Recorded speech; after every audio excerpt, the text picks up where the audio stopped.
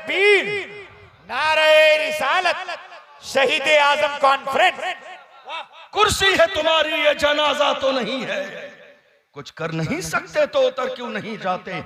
याद रखिएगा, कमेटी का सदर इसलिए बनाया जाता है कि सीना खोलकर हर मसले में आप आगे रहें। गले में माला आपके डाली जाएगी, अखबार में फोटो सदर साहब का आएगा, दस्तार आपके लपेटी जाएगी, नारा आपके नाम का लगेगा, न्यूज में आपका नाम आएगा, और जब हुजूर की नामूस की बात आएगी तो आप कहेंगे नाम आ जाएगा, पुलिस में मेरा नाम आ जाएगा, मेरे नाम मुकदमा हो जाएगा। अरे मैं कहता हूँ एक बार नहीं 1000 बार नाम आ जाए फिर भी कहेंगे कि मोहम्मद से वफा, तूने तो हम तेरे हैं, ये जहां चीज है क्या लौह कलम तेरे। वाह वाह वाह, एक बार नहीं 1000 बार नाम आ जाए, हर जफा हर सितम गवारा है, इतना कहते कि तू हमारा। बात अगर हुजूर की इज्जत की आएगी समझौता न किया जाएगा, बात नामूस रिसालत की आएगी समझौता न किया जाएगा, बात इश्क़ रिसालत की आएगी समझौता न किया जाएगा। याद रखिए, हमने देखा नामूस रिसालत का मसला आया, हमारी कौम के जवान खड़े हुए, आपके यहां भी हुआ होगा, जवान खड़े हुए, वो कौम में जिसे रहनुमा और रहबर समझते थे, ये हैं जनाब हजरत नेता साहब रहमतुल्लाह अलैह। अच्छा, गए इकट्ठे होके उनके पास कि हुजूर की नामूस का मसला है, हम आपके पास आए हैं, हम नामूस रिसालत के मसले पर खड़े होना चाहते हैं, कानून के दायरे में, कानून के दायरे में, क्योंकि हमसे ज्यादा इस मुल्क के कानून की इज्जत करने वाला कोई नहीं, सही सही, हमसे ज्यादा कानून मानने वाला कोई नहीं है। हमारी कौम के जवान आए अपने बड़ों के पास और कहा हुजूर की इज्जत की बात आ गई है, हम खड़े होना चाहते हैं। कौम के जवानों को डरा दिया गया कि नहीं बेटा हालात अच्छे नहीं है। ऐसा हुआ या नहीं हुआ? आप एग्री हैं इस बात से? ऐसा हुआ था, पूरे मुल्क में ऐसा हुआ। मैं कहता हूं लानतें ऐसी जिंदगी पर जो हुजूर के काम ना आए, सही, लानतें ऐसी जवानी पर जो हुजूर के काम ना आए। अरे तुम्हारे हाथ और पैर सलामत हैं फिर डर इतना है। हमने तो एक हीरो ऐसा भी देखा है, वो मर्द कलंदर व्हील चेयर पर बैठने वाला, वो मर्द कलंदर दुनिया जिसे खादिम हुसैन रिजवी के नाम से जानती है, फैजाबाद के धरने में दिसंबर की सर्दी में दुश्मनों की आंखों में आंखें डाल के उसने कहा था, उन्हें जाना उन्हें माना, न रखा गैर से काम, लिल्लाहिल हम्द में दुनिया से मुसलमान। वाह वाह वाह, जिंदाबाद जिंदाबाद, सुभान हुजूर के गुलाम ऐसे होते हैं, दीवाने ऐसे होते हैं, इज्जतें थाली में परोसी नहीं जाती हैं। वाह, शान घर में बैठने से नहीं मिलती है, जो जितनी बड़ी कुर्बानी देता है दर्जा उतना ही बड़ा दिया जाता है। अल्लाह का कुरान कहता है इन्ना मअल उस्र युस्रा, परेशानी पहले है आसानी बाद में है। सही, परेशानी पहले है आसानी बाद में है। और अल्लाह ने उस मर्द कलंदर को कितना बड़ा मकाम दिया, आज वो सिर्फ एक मुल्क की नहीं दुनिया के दिलों की धड़कन बन गया। आज लोग उसके अमामे की नकल कर रहे हैं, उसके लिबास की नकल कर रहे हैं। और हाल ये था जब जनाजा निकला था, एक आम से गरीब मौलवी का जनाजा, एक बिल्कुल जिसके पास दुनिया की कोई दौलत नहीं, उनका घर देख लीजिए, कच्चा मकान, चलाते थे जब हाथ पैर सलामत थे साइकिल। एक गरीब आदमी, वो कहते हैं मैं 5 रुपए में पेट भर के खाना खा लेता, अगर सालन नहीं होता तो रोटी पर प्याज रख के मैं अपने 2 वक्त का गुजारा कर लेता। इतना गरीब, कोई पीएम नहीं, कोई नेता नहीं, कोई पार्लियामेंट में बैठना नहीं, मगर तारीख का इतना बड़ा जनाजा है उस मुल्क का। देख लीजिए जहां जनाजे की नमाज पढ़ने लोग अमेरिका से भी आ रही है, लंदन से भी आ रही है, जिम्बाब्वे से भी आ रही है। और जब उस व्हील चेयर पर बैठने वाले का जनाजा निकल के जाता था तो गुलाम कहते थे आशिक का जनाजा है, जरा धूम से निकले, महबूब की गलियों से जरा घूम के निकले। और जब कब्र में उतारा गया तो आशिकों ने कहा था जमीन मैली नहीं होती, ज़मन मैला नहीं होता, मोहम्मद के गुलामों का कफन मैला नहीं होता। नारे तकबीर, नारे रिसालत, शहीद आजम कॉन्फ्रेंस।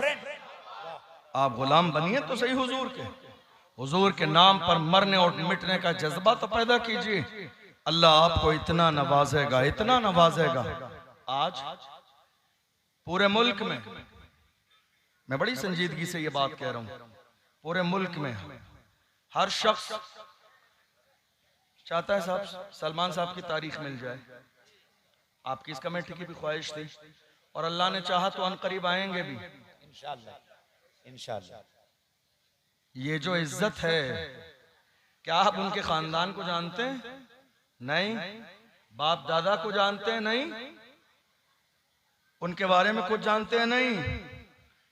बस ये हुजूर के गुलामी है कि जमाने ने सर पे बिठाया है, और जब जमाने ने सर पे बिठाया है तो हम तो यही कहते हैं, या रसूल अल्लाह, ये नाज ये अंदाज हमारे नहीं होते, झोली में अगर टुकड़े तुम्हारे नहीं होते, मिलती ना अगर भीख हुजूर आपके दर से, इस ठाठ से मंगतों के गुजारे नहीं होते, बेदाम ही बिक जाइए बाजारे नबी में, इस शान के सौदे में खसारे नहीं होते, जब तक के मदीने से इशारे नहीं होते, रोशन कभी किस्मत के सितारे नहीं होते। बेशक बेशक।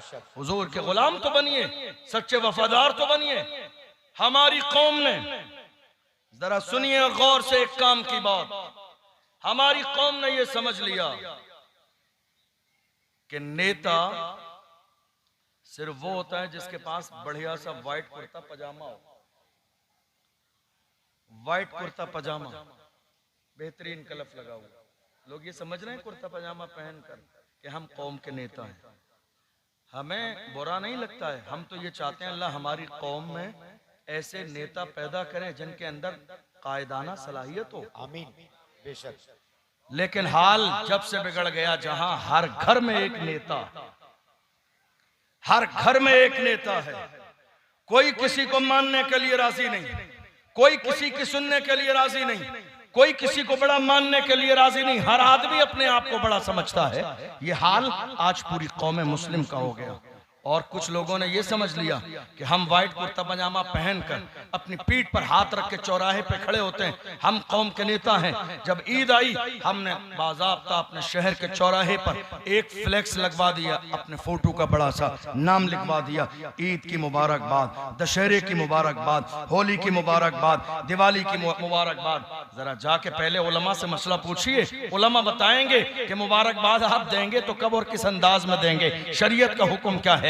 याद रखिएगा, एक नेता की जिम्मेदारी सिर्फ इतनी नहीं होती है कि वो मुबारकबाद दे, मुबारकबाद दे न दे, लेकिन जब हुजूर की इज्जत की बात आए तो सबसे आगे खड़ा हो, नामूस रिसालत की बात आए सबसे आगे खड़ा हो, अजान की बात आए सबसे आगे खड़ा हो, मस्जिदों के तहफ्फुज़ की बात आए सबसे आगे खड़ा हो, बेटियों की इज्जत की बात आए सबसे आगे खड़ा हो। हम ये देख रहे हैं मुल्क के कोने कोने पर आज हालात ये बने हैं, कौम मुस्लिम की बात आती है, दुनिया गूंगी बहरी हो जाती है, किसी की जबान से एक जुमला नहीं निकलता। मगर अल्लाह सलामत रखे, इन हालात में भी हमें तो बोलने वाला एक ही नजर आता है इस मुल्क में।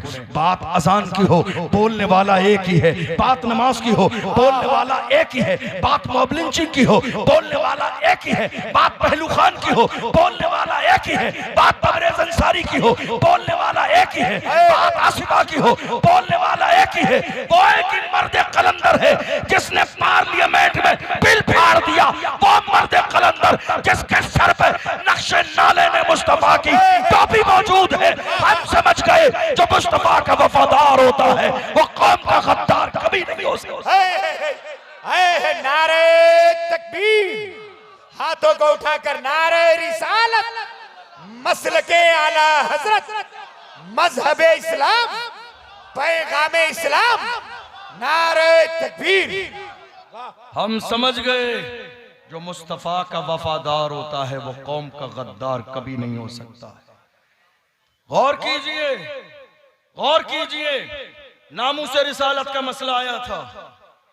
बड़ी माजरत के साथ, मेरा इशारा किसी की तरफ नहीं है, सही, मैं एक मुतलक बात कह रहा हूं।